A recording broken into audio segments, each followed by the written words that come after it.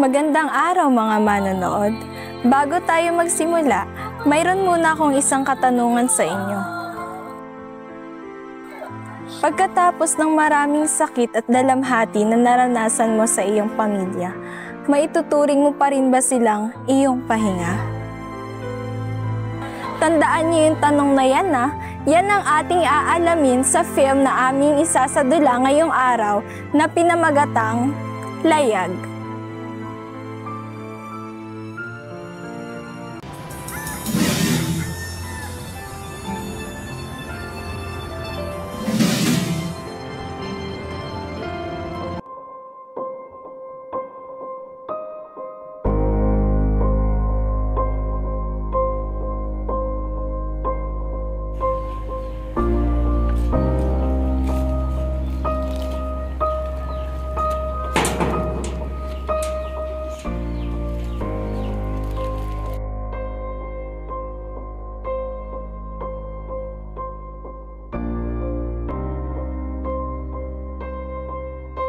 Nasaan na ba si Jonas? Anong oras na? Kanina pa ako naghihintay.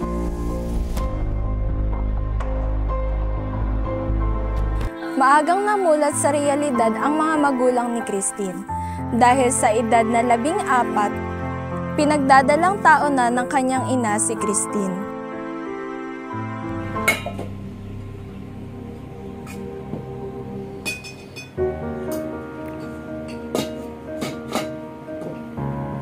Saan ka galing kahapon? Huwag mo kong tignan dyan. Kinakausap kita. Ano ba? Napakaingay mo. Kumakain tayo. Kakawalang gana ka. Kinakausap lang naman kita. Saan ka na naman pupunta? Mas naging madalas na ang pag-aaway ng mga magulang ni Christine dahil sa isang dahilan, dahil sa mga babae. Lihim na lamang na iniinda ni Christine ang sakit at poot na kanyang nararamdaman. Hanggang sa tuluyan nang magpasya ang kanyang ama na umalis sa kanilang tahanan.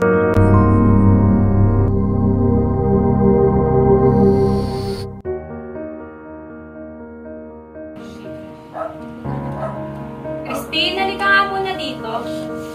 Ma, saan tayo pupunta? Ba't mo nililigpit gamit ko? Iiwan na muna kita sa lola mo na. Maghanap lang ako ng trabaho para may pang-suporta ako sa inyo ng kapatid mo. Kailan ka uuwi? Hindi ko pa alam. Basta, iwan mo na kita doon. Tumayo ka na dyan.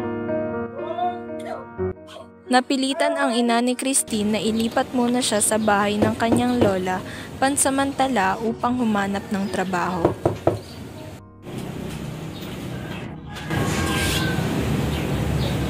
Oh, anong ginagawa niyo dito? Ma, dito na lang muna si Christine. Maghanap lang muna ako ng trabaho. Iniwan kasi kami ni Jonas eh.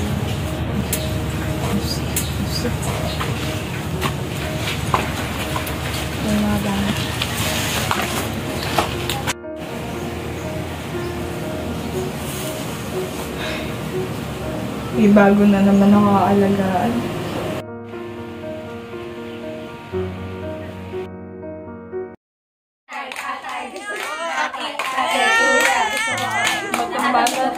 Iyak! Manahimik lang muna kayo! Nakikita niyo, nagpapatulog ako ng bata. Ingay-ingay niyo. Ay, Diyos. Kawawa niyo ng bata na to. Ayaw tumahan. Christine! Aba! Halika nga rito. Oh, kita mo naman eh, hirapan na akong mag-alaga sa inyong lahat. Yan ang pagdesisyonan ko. Ilipat ka muna sa tita mo. Ayos lang ba yun sa'yo? Kila tita? Oo, Apo. Kasi matanda na rin ang lola. Hindi ko na kayo kayang tustusan at alaga ang lahat.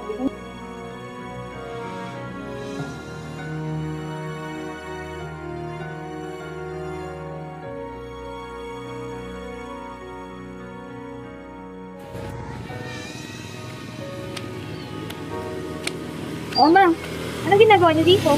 Na, pwede bang sa inyo kung naiiwan tong si Christine? Nahihirapan na kasi ang sustento. Shay, alam mo ba? Sige. Akin na. Ako nang bala sa kanya. Salamat.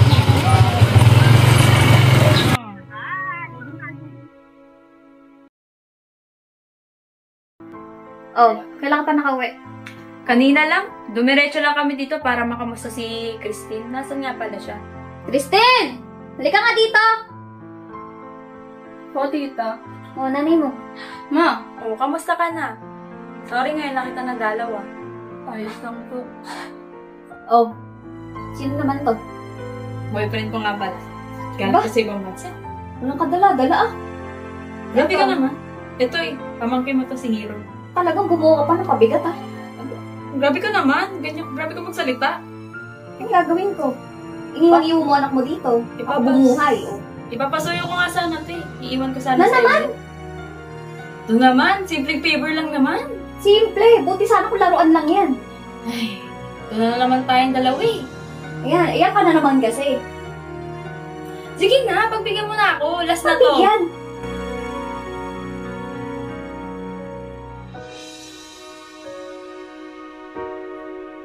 Dito ka na muna kay tita mo, ha?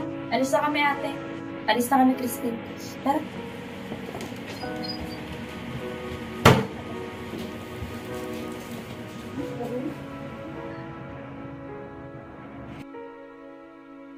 Dahil sa hirap ng buhay, hindi nakaranas si Christine na mabilhan ng bagong gamit sa pag-aaral. Ang pinaglumaan lamang ng kanyang pinsan ang kanyang pinagtsatsagaan.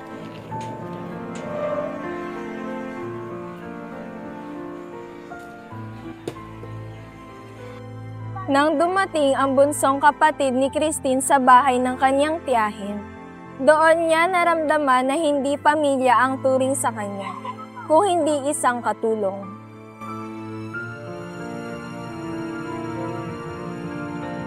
Christine! Bakit po, tita? Bugas ka nga ng plato doon. Maglinis ka na din ng sala. Sige Ito, po. walisan mo na din hanggang labas at may bisita ako ah. Susunod na lang po ako, tita. Tapusin ko lang po to. Anong tatapusin mo? Nag-aaral po kasi ako Puro aral na lang?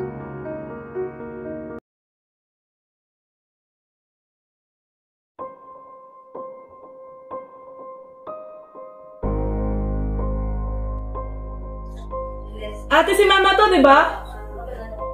Ha? Tingnan mo. Sasabi mo? Nakulong na ang drug pusher. Ha?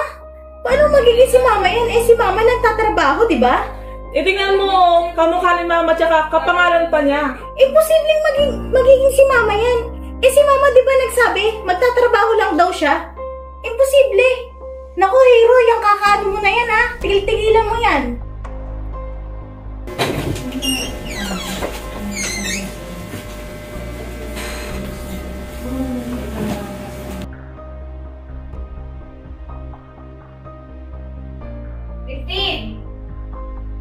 Christine, nasan ka ba? Christine! Ano ba ginagawa mo? Kanina pang tinana pa. Tita, pwede po bang magtanong? Ano? Ito po ba to? Si mama po ba to? Kailan pa siya nakulong? Kailan nangyari yan, tita?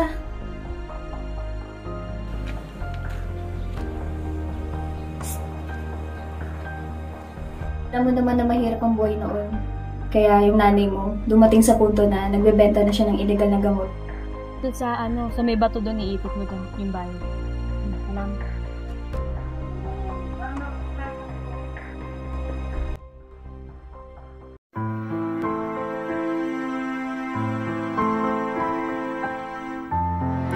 Dahil sa hirap ng buhay na naranasan ko mula nung umalis si mama, pinasok ko ang iba't ibang trabaho para masuportahan ang aking pangangailangan. Dumating din sa punto na... Christine! Hindi ka nga dito? Maghugas ka nga, doon napakadami no. Ano ba ginagawa mo dyan? Tita, pwede po bang mamaya na? Nag-aaral po kasi ako Pwede po bang sarili mo na yung gumawa? Oh, sinong gagawa ako? Bakit ako? Ikaw dyan, trabaho mo yan. Nakikita na ka na nga lang dito. Nire-reklamo ka pa. Aral ka ng aral dyan. Magagaya ka din mo sa nanay mo na maaga na buntis eh. pinagsabihan ako na maaga akong mabubuntis. Naniwala ako sa aking sarili.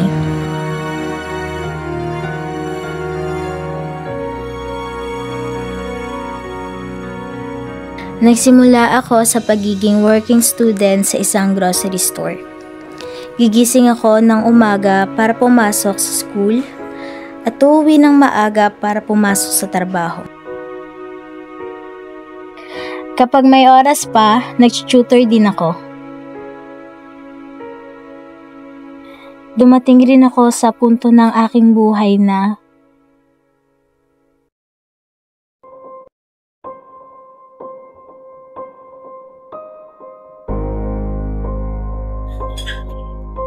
Ate, pwedeng patulong ako sa project ko? Ano ba yan, Hiro? Pwede bang mamaya na? Busy ako eh. Kailangan na kasi namin ipasatubo kasi. Hiro, pwede bang mamaya na? Busy ako. Di mo ba nakikita? Ang dami ko rin ginagawa. Kung andito lang kasi sila mama eh, edi sana hindi tayo ganito ngayon. Kung andito lang sila papa, edi sana hindi tayo sobrang nahihirapan ngayon. Puta naman, Hiro! Mama ka ng mama! Puro ka mama! Di mo ba alam may ginagawa ko? Iniwan na nga tayo ng mga yun eh! Ba't pa paulit-ulit ka? Sinabi na sa'yo hindi na babalik yung mga yun! Hindi na nila tayo babalikan! Akala mo ba ikaw lang yung nahihirapan ngayon? Ang nangungulila sa kanila? Sa aruga ng magulang? Ako rin, Hiro! Nangungulila ako sa magulang natin! Pagod na ako sa lahat! Nasasaktan ako! Pero hindi ako nagre-reklamo! Hindi ako pwedeng magreklamo kasi wala namang sasalo sa atin! Walang tutulong sa atin! Anak din ako, Hiro! Napapagod din ako! Ni hindi mo nga man lang ako matanong kung okay pa ba ako? Kung ayos pa ba ako? Anak din ako! Kailangan ko linaarugan ng magulang! Ginagawa ko naman lahat ah! Maibigay ko lang yung gusto mo! Para hindi mo man paramdam sa sarili mo na kulang ka! Na wala kang magulang! Sana iniisip mo rin ako! Mauubos din ako! Di ka naawa sa akin? Ginagawa ko lahat sa'yo para hindi mo maramdaman yung nararamdaman ko? Aba!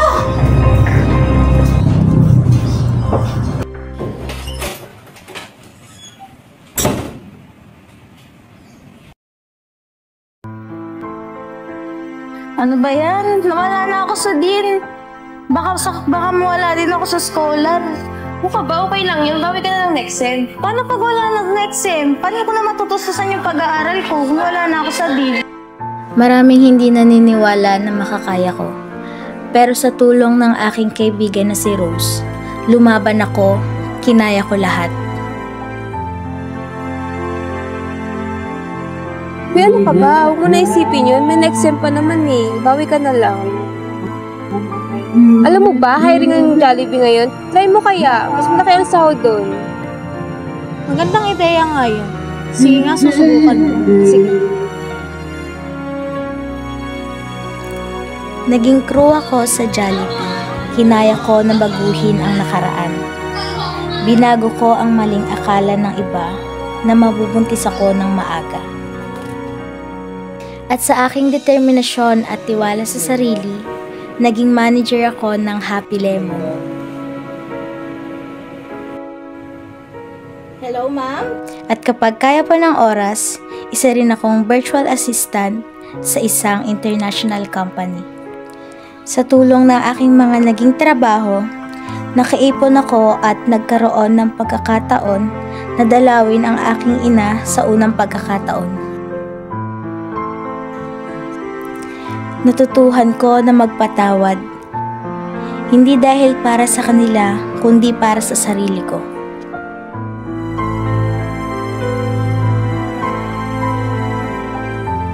Dahil naniniwala ako na ang pagpapatawad ay siya ring pagpapalaya sa sarili.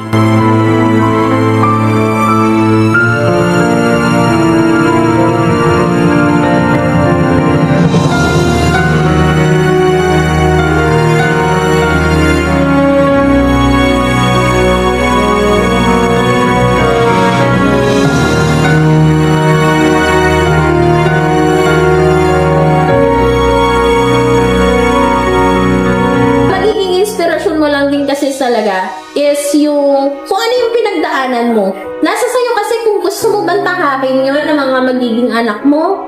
Gusto mo ba mag-settle kung anong lang meron ka ngayon? So, nasa sa inyo kasi.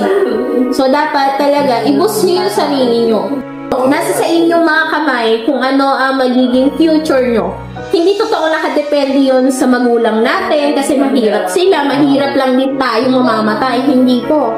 Hindi porket maaga nag-asawa ang nanay mo, maaga ka rin mag-aasawa. It's your choice. It's always your choice.